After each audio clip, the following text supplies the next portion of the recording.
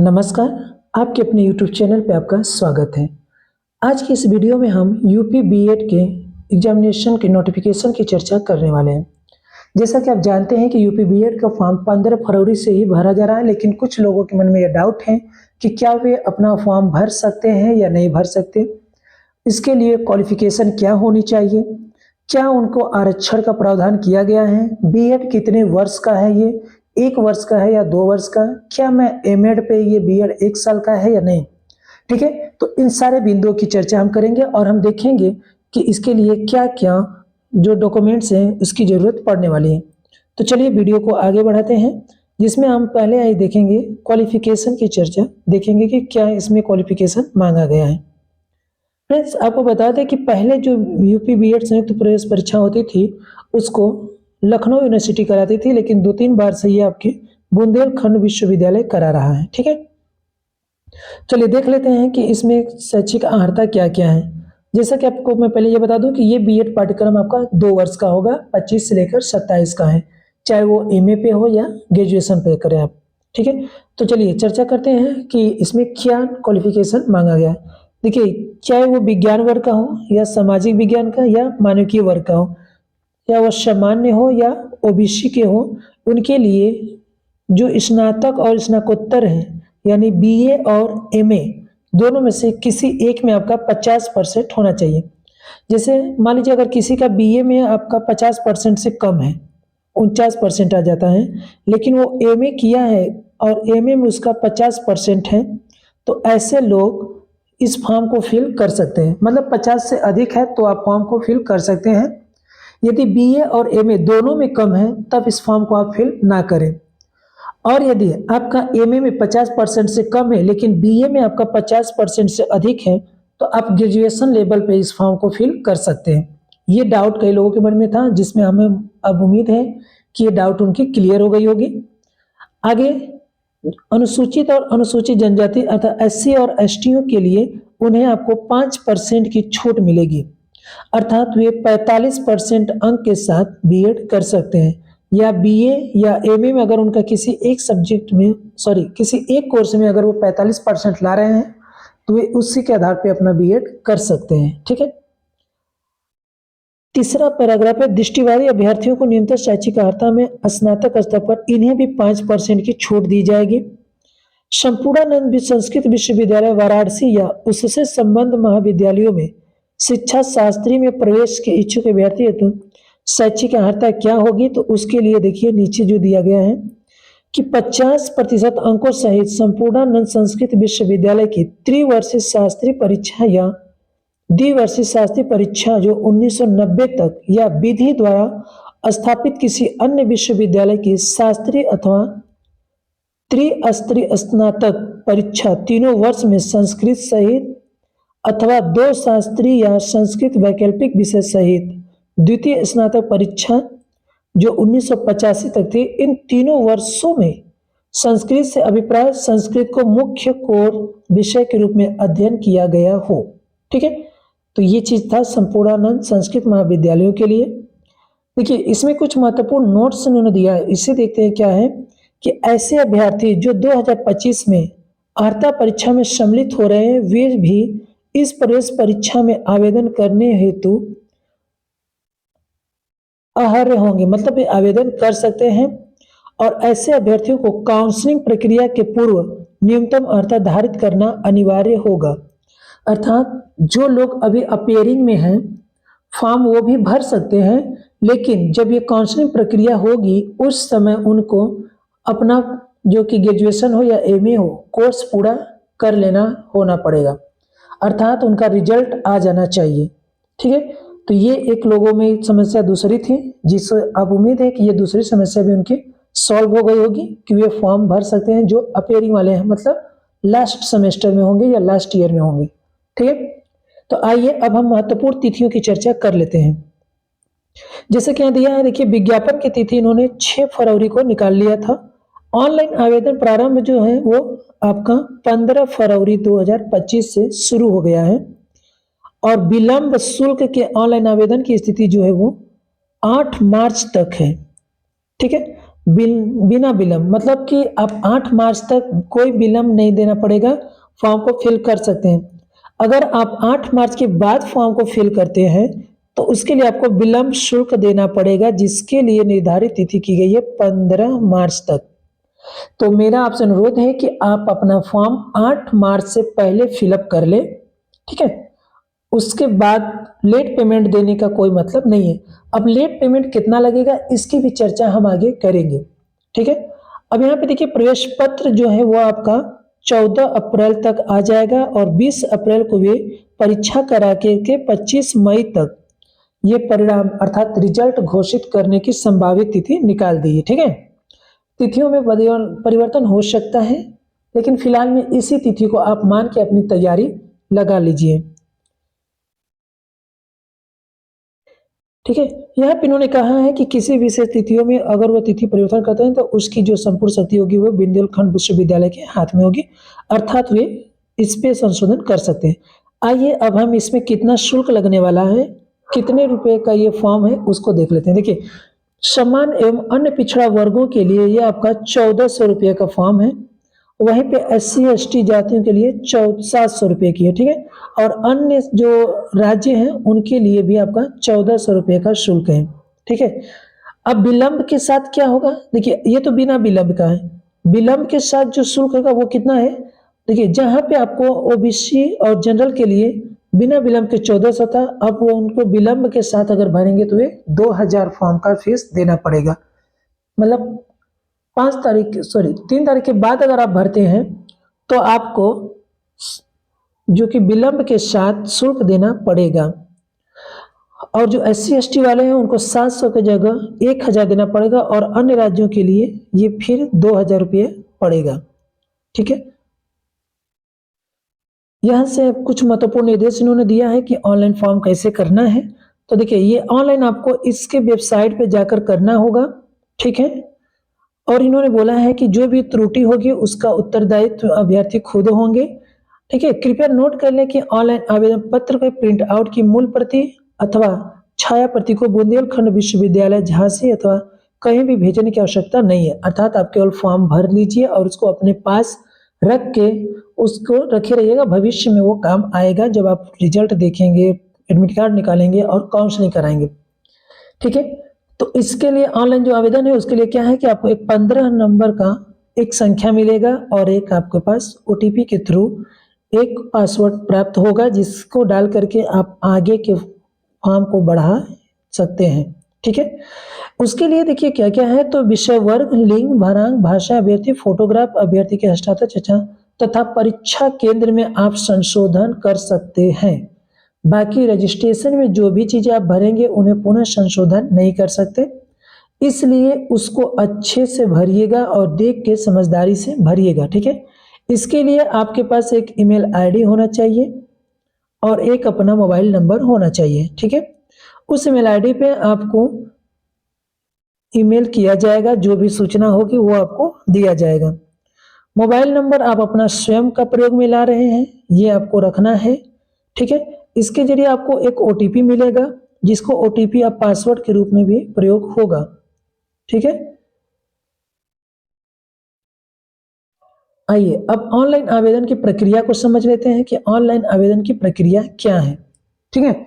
Online आवेदन की प्रक्रिया में सबसे पहले हम पंजीकरण करेंगे, फिर आवेदन को पूर्ण करेंगे। आवेदन को पूर्ण करने के लिए आपको उसके वेबसाइट पे जाना पड़ेगा, जहाँ से आपको फॉर्म फिल करना है और उसकी मूल प्रति को अपने पास सुरक्षित रख लेना है, ठीक है? द्वितीय चरण का फॉर्म जो होगा वो आपको ऊपर स्क्रीन पे दिखेगा, click here to edit application, उस पे एप्लीकेशन पे एडिट करके आप अपना डॉक्यूमेंट्स, एजुकेशन लिंक जितने भी होगा सब लोड करेंगे, भरेंगे और उसके साथ अपना डॉक्यूमेंट्स को भी अपलोड करेंगे, ठीक है? तो उसके लिए क्या-क्या डॉक्यूमेंट्स चाहिए, तो इसको मैं आपको बता दूं कि आपको अपना हाई स्कूल या इंटर की मार्कशीट चाहिए। अगर हाई स्कूल इंटर की मार्कशीट नहीं है तो निवास चाहिए, आय और जाति प्रमाण पत्र चाहिए अपलोड करने के लिए, फोटो, सिग्नेचर और अपने दोनों हाथ की तर्जनी की एक स्कैन, ठीक है? तो ये था आपका ऑनलाइन संबंधी मैंने जो प्रक्रिया बताया। अगला स्टेप है ऑनलाइन आवेदन संबंधित सामान्य निर्देश, ठीक है, जिसमें आप अपना नाम, पिता का नाम, माता का नाम, जन्म तिथि, ईमेल आईडी, मोबाइल नंबर सावधानी पूर्वक भरिएगा जिसमें कि कोई गलती ना हो राष्ट्रीयता से लेके, ठीक है। अब उत्तर प्रदेश के अगर मूल निवासी होंगे तो उनके लिए ऑप्शन आएगा जिसपे आपको यस करना है। उसके लिए आपको हाई स्कूल, इंटर या स्नातक की जो मार्कशीट है उसको लगाना पड़ेगा, या फिर उस नहीं है तो आपको अपना डोमिसाइल अर्थात निवास प्रमाण पत्र अंकित अपलोड करना पड़ेगा, ठीक है। श्रेणी के लिए आपको आपका जाति प्रमाण पत्र हो जाएगा। दिव्यांग हैं तो आपको दिव्यांग प्रमाण पत्र अपलोड करना होगा, ठीक है। और पिन कोड फोटो अच्छे से आपको फिलअप करना पड़ेगा, ठीक है। आप यहाँ पे देखिए फोटो अपलोड करने के जो आकार है उन्होंने बताया है कि कितने आकार में कौन सी क्या होना चाहिए, हस्ताक्षर कितना होना चाहिए, लेकिन सब जो कि 50 KB तक मैक्सिमम होना चाहिए, ठीक है।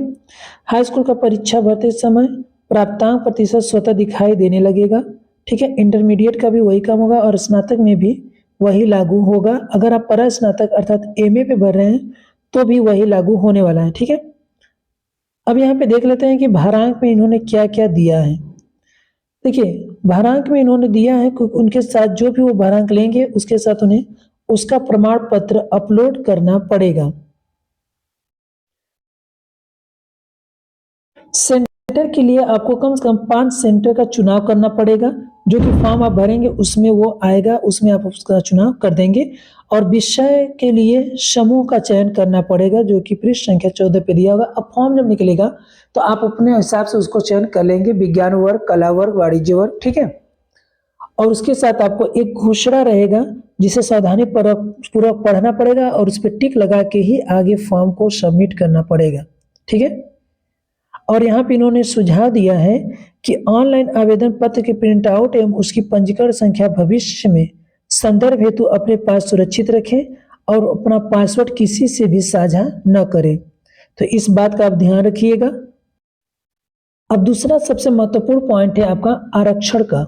आरक्षण में देखिए इन्होंने क्या किया है कि अनुसूचित जातियों के लिए 21%, अनुसूचित जनजाति 2% और पिछड़ा वर्ग के लिए 27% और AWS के लिए 10% के आरक्षण का प्रावधान किया गया है, ठीक है।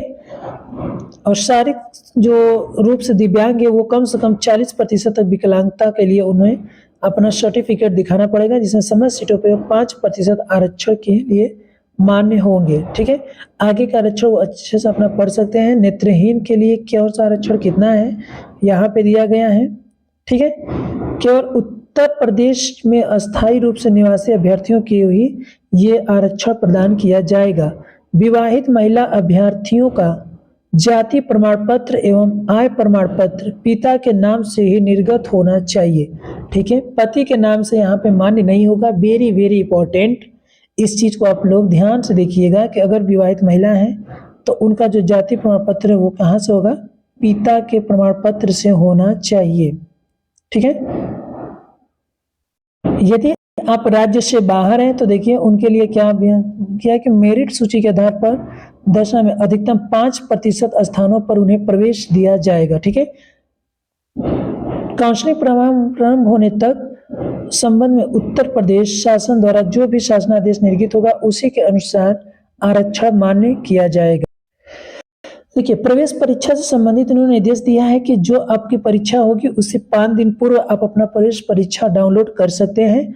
और उन्होंने नीचे यह निर्देश दिया है कि 1 प्रति परीक्षा कक्ष को आपको देना पड़ेगा, अर्थात परीक्षा कक्ष में आपको 2, 3, 4 प्रश्न पत्र कम से कम लेके जाइएगा, जिसमें 2 पालियों में पेपर होगा तो उन 2 पालियों में से 2 ठो उनको आप जमा कर देंगे और एक आपके पास अपना रख लेंगे, ठीक है। और निर्धारित स्थान पर आप अपना हस्ताक्षर जरूर कर ले। अब हम चर्चा करेंगे पाठ्यक्रम की कि प्रवेश परीक्षा का प्रारूप और पाठ्यक्रम क्या होगा। तो प्रवेश परीक्षा आपको ऑब्जेक्टिव होंगे, ठीक है। इसमें नकारात्मक प्रक्रिया भी रहेगी जिसमें आपको 1/3 अर्थात 1/3 अंक काटा जाएगा, अर्थात 3 क्वेश्चन गलत होने पे आपके 1 अंक काट लिए जाएंगे। इसमें आपके 2 प्रश्न पत्र होंगे, एक सामान्य होगा और एक भाषा का होगा। सामान्य आपका जनरल नॉलेज होगा, भाषा में आपको हिंदी या अंग्रेजी में से कोई एक, जिसमें आपका 50 अंक सामान्य ज्ञान और 50 अंक भाषा संबंधी, टोटल 200 अंकों का 3 घंटे का यह पेपर होगा, ठीक है। और उसके बाद द्वितीय पाली में जो पेपर होगा वो सामान्य अभिरुचि परीक्षण अर्थात जनरल एप्टीट्यूड टेस्ट, जिसमें आपको रीजनिंग के क्वेश्चन मिलेंगे। 50 क्वेश्चन 100 नंबर का होगा। और आपको विषय योग्यता, आप कला से हैं, विज्ञान से हैं, या वाणिज्य से हैं, या कृषि से हैं, जिस क्षेत्र से होंगे उस क्षेत्र से आपको 50 क्वेश्चन दिया जाएगा, जिसमें आपको 100 नंबर का मान होगा। कुल इसमें 200 नंबर 3 घंटे का पेपर होगा, ठीक है। यहाँ पे उन्होंने नोट दिया है कि जो अ है अर्थात समान अभिरुचि, ये सबके लिए है। बाकी बी में जो है वो अपने विषय से संबंधित परीक्षाओं को ही देंगे। यहाँ से आप अपना भारांक देख सकते हैं, अर्थात वेटेज क्या है, किसके लिए कितना वेटेज होगा, ठीक है। किस स्थान पे आने के लिए आप वीडियो को पॉज करके इसको देख सकते हैं कि आपको किस चीज के लिए कितना वेटेज मिलने वाला है ना। देख लीजिएगा वीडियो, इसको आप पॉज भी कर सकते हैं। यहाँ से आपको सारे जो कॉलेज हैं उनकी लिस्ट मिल जाएंगे, जो कि उत्तर प्रदेश राज्य विश्वविद्यालयों के नाम हैं। यहाँ से आप देख सकते हैं कि कितने विश्वविद्यालय हैं और कौन कौन से उसमें कॉलेज हैं, ठीक है। आप वीडियो को पॉज करके भी देख सकते हैं। और यहाँ पे उनका हेल्प नंबर दिया गया है। फॉर्म भरने में कोई दिक्कत हो तो आप इन हेल्प नंबरों पे इनसे संपर्क कर सकते हैं।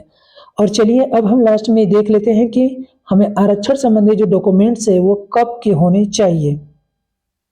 तो हमारा आय और जाति का डॉक्यूमेंट्स किस जून तिथि तक का होना चाहिए, कितना पुराना हम इसमें अपना डॉक्यूमेंट्स लगा सकते हैं, चलिए इसकी चर्चा कर लेते हैं। देखिए यहाँ पे सामान्य और अन्य पिछड़ा वर्ग, अनुसूचित और अनुसूचित जनजाति की जो आर्थिक रूप से कमजोर श्रेणी अर्थात EWS वाले हों, उनके जो कि निर्धारित प्रारूप है वो प्रमाण पत्र धारित करता है।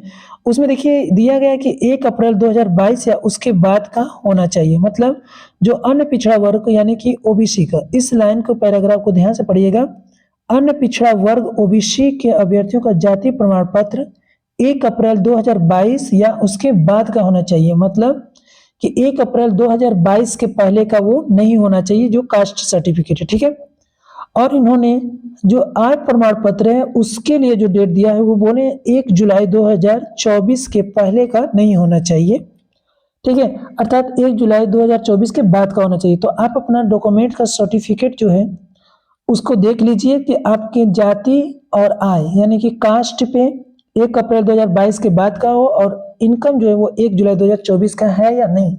अगर ये इतने तक है तो ठीक है, अगर नहीं है तो आप जल्द से जल्द नया अपना सर्टिफिकेट बनवाइए और फॉर्म पे लगा के उसका आरक्षण का लाभ लीजिए।